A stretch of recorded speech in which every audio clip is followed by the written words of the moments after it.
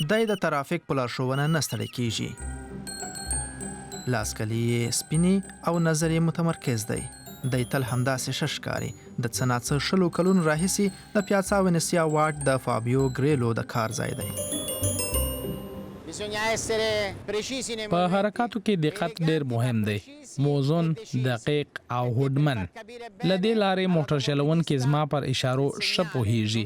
که اشتباه وکړم نو دلته هر څه پیښیدلی سي. په واټ کې د جوړونې او ترمیم د چارو له کبله موټروانانو تقریبا 1 کال د فابیو اشارو ته انتظار ایستلی دی. اوس دغه ترافیکي پولیس بیرته پر خپل ځای کې ولاړ دی.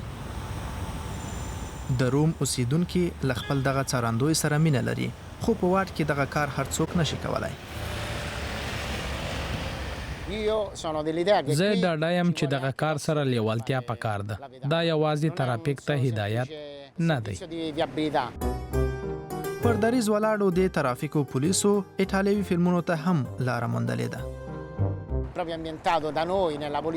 دغه فلم دلته جوړ سوی. زموږ پولیسو سره زموږ په حوزه او په دغه واټ کې موږ پرې مشهور سوي یو.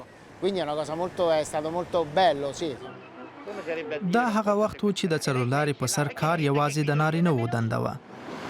خو په روم کې هم د دودونو سربیره وختونه بدلیږي. الیونورا لویدویچي د 3 کلونو راهیسې کار کوي. دا د نارینه‌وو په پرتله د ښځو موقف پیاوړی بولي. داسې ښکاري چې موټر چلونکي ښځو ته زیات درناوی لري. هغوی زما اشارو ته ډېر دقیق راګوري. د الیونورا ښه یادېږي چې د پیازا وینسیا په اوږدو کې د ګڼې ګوڼې په دغه ځای کې د ټولبند پر مهال هیڅ چا ترافیک ته هدایت نه کاوه. د ویکټوریانو څلي په شاوخوا کې تقریبا هیڅ موټر نه و. هر څه آرام او ښه و. د مرغانو چغاره مو حتی ښه اورېدلی شو.